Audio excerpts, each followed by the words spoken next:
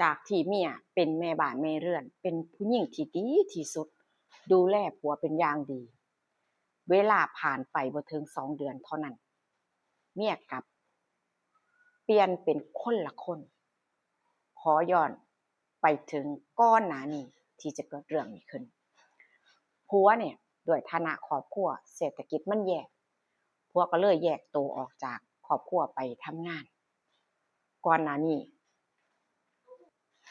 ได้คุยได้ปรึกษากันระหว่างผัวเมียว่าฐานะครอบครัวเฮาเริ่มจะดิ่งลงเริ่มจะแย่ผัวตัดสินใจว่าจะออกจากบ้านไปทำงานเพื่อให้มีเงินเข้ามาจุนเจือครอบครัวต่อไปจากครอบครัวดีๆกันบ่เคยมีปัญหาบ่เคยมีพฤติกรรมแบบนี้ผู้เป็นเมียแต่หลังจากที่ผัวจากไปเขาทำงานเท่านั้นจากหน้ามือเป็นหลังมือเมียนี่รู้จักกับชายคนหนึ่งทางโทรศัพท์อย่างที่เฮาเข้าใจกันสมัยซุมื้อนี้สื่อสารมันสามารถที่จะเอื้ออำนวยให้คนในออกคนนอกเข้าได้อย่างสบายอย่างที่เฮารู้กันปฏิเสธบ่ได้เลยในเรื่องนี้เมียคุยกับผู้ชายคนหนึ่งรู้จักกันทางเฟซแรกๆก็ทักมาคุยกันทักทายตามภาษาคนรู้จักทางเฟซซื่อๆพอนานวันเขาทักไปทักมาคุยกันยาวเรื่อยๆขอความเริ่มยาวเริ่มสาวถึงความรู้สึกเว้าถึงความในใจจนเมียนี่มักเข้าหลายนัดเจอกันพร้อมเห็นหน้าเห็นตากันแฮงมักหลงผู้ชายคนนี้จนหัวบ่ขึ้นผัวไปทำงานเวลาผ่านไปได้2 เดือนเงินทุกบาททุกสตางค์เหลือจากการกินการใช้จ่ายของเจ้าของส่งให้เมียเบิดส่งกลับทางบ้านโอนเข้าบัญชีทุกเดือนบ่เคยพลาดส่วนทางบ้านผู้เป็นเมียเป็นจังได๋บัดได้เงินมาสบายใจแล้วแต่ละเดือนมีเงินใช้เอาไปปนเปื้อผู้ชายคนใหม่นัดเจอกันเลี้ยงเขาทุกอย่างหอพักโน่นนี่นั่นเป็นคนจ่ายก็หลงก็คิดว่าเขานี่รักเจ้าของหลายจนลืมคนทางบ้านจนลืมให้ความสำคัญทำตัวให้เสื่อมเสียให้คนเว้าถึงในทางที่บ่ดีผัวบ่ทันรู้เรื่องทำหน้าที่เจ้าของไปคิดแต่ว่าเฮ็ดจั่งใดก็ได้ให้ข้อยมีรายได้หลายๆส่งเงินทางบ้านให้ลูกให้เมียข้อยได้กินอิ่มปากอิ่มท้องในเศรษฐกิจที่มันย่ำแย่ในข่าวยกข้าวของแพงคิดแค่นั้นเฮ็ดแต่งาน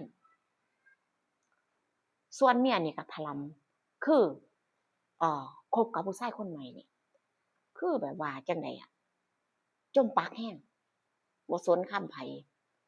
แล้วมันก็เริ่มชัดเจนเด้พามาบ้านบ้างควงให้คนเห็นควงให้คนเห็นก็มี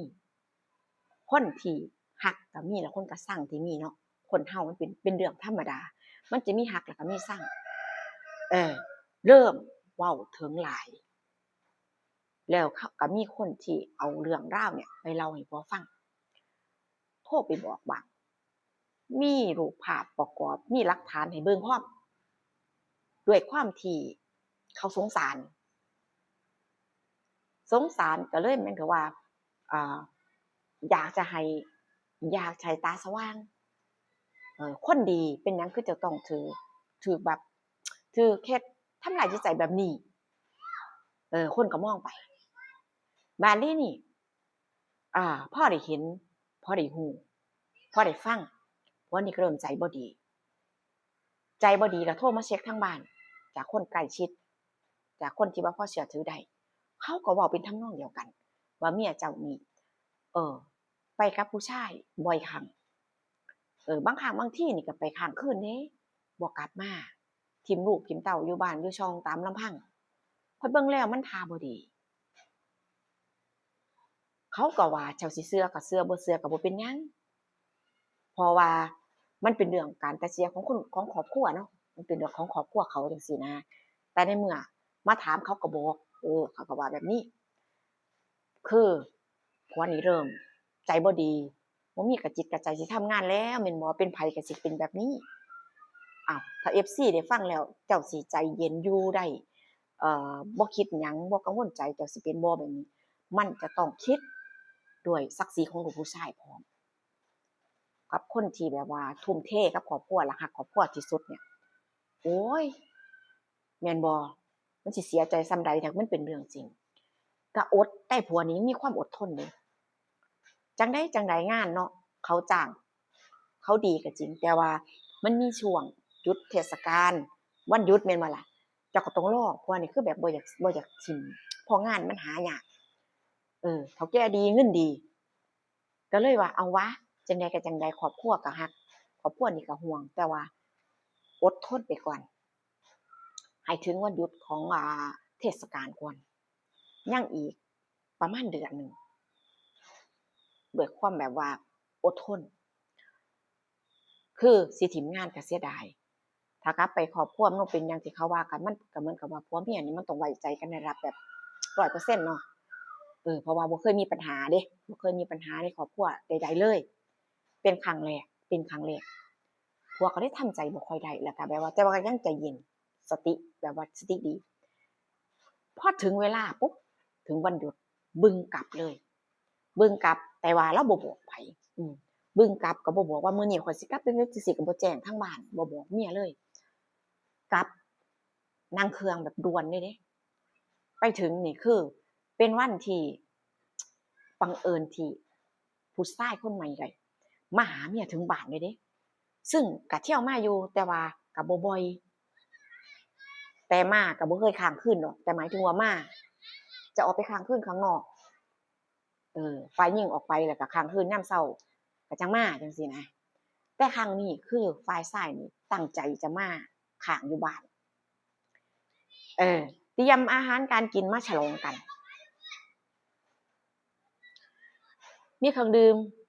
มีอาหารจะมาสังสรรค์กินเสร็จก็จะค้างอยู่บ้านความคิดเพราะว่ามันใกล้สิเทศกาลคือความคิดของเมียนี่ของฝ่ายหญิงนี่ว่าเทศกาลนี้ผัวเขาหยุดเด้ผัวเขาหยุดเด้ผัวข้อยก็สิมาอยู่บ้านเฮาสิบ่ได้เจอกันหลายมื้อเอาจังซี่ซะจังได๋เขาก็บ่ทันได้หยุดงานดอกเพราะบ่ฮู้ว่าเขาหยุดมื้อใดไงผัวบ่ได้แจ้งแล้วบัดนี้ก็เลยนัดกันว่ามาฉลองกันก่อนบ่เออฉลองอิหยังพอผัวข้อยมาแล้วเฮาสิได้บ่เจอกันหลายวันคิดไว้มีความคิดไว้จังซี้ก็มาฉลองกันแบบว่าพอถึงผัวก็กลับมาถึงดึกแหน่จังซี้เนาะเพราะว่าเลิกงานปุ๊บแล้วก็นั่งเครื่องมาจังซี้นะมันก็ถึงดึกแหน่แล้วทีนี้คือดื่มด้วยการฉลองกันแบบก็เมาแล้วก็พักผ่อนในคืนนั้นคนที่กลับมาจากทำงานเนี่ยลงจากรถปุ๊บก็ดึงเข้าบ้านเลยบ้านข้างนอกนี่ปิดไฟแต่ว่าก็เปิดไว้พอแต่มันมีแสงสว่างเล็กน้อยก็เข้าไปในบ้านด้วยความที่ว่าจั่งใดชะล่าใจบ่หรือจั่งใดจังซี้นะลูกน่ะเขายังบ่ทันหลับแต่ว่าก็จั่งใดคือกล้ามาค้างอยู่บ้านฝ่ายหญิงคือกล้าเอามาค้างอยู่บ้านเอาผู้ชายคนใหม่นี่นะแล้วลูกน่ะก็ยังอยู่เดะยังอยู่กับลูกทุกอย่างจังซี้พ่อน่ะก็ใช้วิธีด้วยการโทรหาลูกเปิดประตูให้พ่อแหน่พ่อมาถึงบ้านแล้วตอนนี้อยู่หน้าบ้านลูกก็ดีใจลืมคิดไปว่าแม่พาผู้ชายคนใหม่มาบ้านก็ฟ้าวไปเปิดประตูพอด้วยความแบบว่าเขาดีใจอะคนที่เขาคิดฮอดคิดถึงมาฮอดแล้วจังซี้พ่อก็เข้ามาก็ถามถึงแม่ว่าแล้วแม่ล่ะลูกไปไสเขาก็บอกว่าแม่นอนอยู่บนห้องแต่ก็บ่ได้พูดถึงคนใหม่แต่ก็ถามว่าอ้าวแล้วรถไผจอดอยู่หน้าบ้านรถเพื่อนแม่เขาบอกรถเพื่อนแม่ก็ดีใจกอดพ่ออุ๊ยมาฮอดตอนใดพ่อคือบ่บอกนู่นนี่นั่นคุยเรื่องอื่นไปด้วยความดีใจแล้วทีนี้ลูกบ่บอกพ่อก็บ่คิดบ่คาดว่าเพื่อนผู้หญิงหรือผู้ชายก็บ่ถามต่อเด้ฮู้แต่ว่าเอานอนห้องก็นอนคือแบบว่าเห็นลูกก็ดีใจเด้คือก็คุยกันถามไปเรื่องอื่นก็เข้าบ้านไปลูกก็มีของฝากพะรุงพะรังมาเนาะของฝากพะรุงพะรังมาตอนมาฝากลูกก็ดีใจกับของฝากเขาก็กำลังดีใจคือชื่นชมกับสิ่งของขนมของกินทุกอย่างที่พ่อซื้อมาจังซี่พ่อก็เลยว่าพ่อก็เลยแบบเขาไปของไปหาเมีย ลูกก็บอกอยู่ว่าเพิ่นฉลองกับเพื่อนแล้วก็หลับไปบ่ได้เว้าถึงว่าเพื่อนคนนี้ผู้ชายนะอยู่ตรงนั้นเขาก็บ่ได้พูดถึงผัวก็เดินตรงเข้าไปในห้องตรงเข้าไปในห้องคือประตูเนาะด้วยความที่ว่าบ้านเฮาไผสิมาแล้วลูกเขาบ่ได้ก้าวก่ายเขาบ่สนใจเรื่องของนี้อยู่แล้วเพราะเขาย้านถูกให้เปิดประตูเข้าไปบ่ได้ล็อกอย่างแน่นหนาไปเห็นภาพที่บ่คาดคิดบ่คิดว่ามันจะมีเรื่องเหตุการณ์แบบนี้เกิดขึ้นเมียนอนอยู่กับผู้ชายคนใหม่กับคนที่เพิ่นคบกับคนที่หลายๆคนเว้าถึงด้วยความแบบเสียใจเนาะเมียก็บ่รู้อีโหนอีเหน่ด้วยความที่ดื่มเด้ฉลองกันดื่มกันแม่นบ่ล่ะชนแก้วไปมาจังซี่จนผัวนี่ไปปลุกไปปลุกไปดึงกระชากแขนลุกเพื่อจะมาเคลียร์มาคุยกันว่าผู้ชายคนนี้เป็นไผเป็นหยังคือได้เข้ามานอนในห้องจังซี่แหมเป็นหยังคือได้มานอนอยู่นี่เออคือก็รู้สึกตัวก็ตื่นขึ้นมานั่นแหละด้วยแบบความแบบง่วงง่อยแบบเอ่ออาการแบบของคนดื่มมาพ่อเมื่นตาตั้งใจเห็นว่าคนที่ยืนอยู่ตรงหน้าบ่แม่นคนอื่นนั่นก็คือผัวเจ้าของตกใจสุดขีดจากอาการที่ค้างอยู่ก็สว่างตาแจ้งเลยก็รีบปลุกผู้ชายที่นอนอยู่ข้างๆรีบปลุกให้ตื่นให้ได้สติอ่าฝ่ายที่หลับอยู่ก็ตื่นขึ้นมาก็ไม่เห็นภาพอยู่ตรงหน้านั่นก็คือผัวเขาก็เพราะว่าเห็นรูปในบ้านเนาะเขามาในบ้านเขาก็เห็นรูปก็พอรู้ว่าผู้ชายคนนี้เป็นไผมีความสำคัญจังใดของบ้านนี้ด้วยความตกใจเมียนี่ก็ปกป้องแหละตื่นขึ้นมาแล้วก็ปกป้องสุดเขียดบ่ย้านผัวนี่เอ่อเฮ็ดบ่ดีทำลายร่างกายจังซี่ก็คือปกป้องให้พยายามให้ผู้ชายคนใหม่นี้ออกจากห้องไปทันทีเออก็คือว่าไหวตัวยังทันผัวก็บ่ได้ตั้งอกตั้งใจที่จะทำลายร่างกายอีหยังจังซี่นะด้วยความแบบว่ามันสับสนแล้วก็ความเสียใจเฮ็ดหยังก็บ่ถูกมือไม้ก็สั่นคือได้ยินจากคำเว้าของคนเนี่ยคนนั้นเว้าแหน่คนนี้เว้าแหน่มันก็ใจวิวใจวิวใจบ่ดีอยู่แล้วพอมาเจอจริงๆจังๆบ่คาดคิดว่าสิจับได้ไล่ทันขนาดนี้ก็เลยเฮ็ดให้แบบว่ามันเฮ็ดบ่มันวางตัวบ่ถูกสำหรับผัวจังซี่เนาะเมียนี่คือแบบว่าพยายามปกป้องอะทั้งให้ทั้งยกมือไหว้ทั้งขอโทษขอโอกาสอีหยังต่างๆนานาเฮ็ดเบิดซุอย่างด้วยความที่แบบย้านเดะย้านว่าผัวนี่ไปทำลายร่างกายผู้ชายคนใหม่ย้านเกิดการย้านเกิดเรื่องรุนแรงขึ้นจังซี่แต่ว่าผัวก็บ่เว้าถึงคนอื่นดอกก็สิเว้าถึงแต่ว่าเอ่อสำหรับเราสองคนนี่สิเอาจั่งใดสิไปต่อหรือพอส่ำนี้ไหนจะต้องลูกอีกล่ะครอบครัวอีกล่ะผัวบอกว่าข้อยลิ้นรนหนีจากครอบครัวไปยอมลำบากทำงานเหนื่อยแสนเหนื่อยอายุก็มากแล้วเพราะหยังเพื่ออยากให้สถานะครอบครัวมันดีขึ้นเศรษฐกิจมันแย่แบบนี้แต่ก็บ่คิดเลยว่าสิ่งที่มันเกิดขึ้นเนี่ยมันยิ่งแย่กว่าความลำบากคือว่าการกินอดๆอยากๆเนาะมันหนักกว่าอีกคือเมียน่ะก็ขอโทษเนาะได้แต่กล่าวว่าขอโทษผิดไปแล้วขอโทษจังซี้นะบ่เว้าหยังเลยนอกจากคำนี้ผัวก็เลยคือมันคุยกันบ่รู้เรื่องผัวก็เดินออกจากบ้านลูกก็ตามพ่อไปทั้งสองคนมีลูก2คนเด้มีลูก2คนชายหญิงพอออกจากบ้านไปลูกก็ตามไปอยู่บ้านพ่อแม่เจ้าของไปสงบสติอารมณ์เพื่อว่ามันจะดีขึ้นคือเมียก็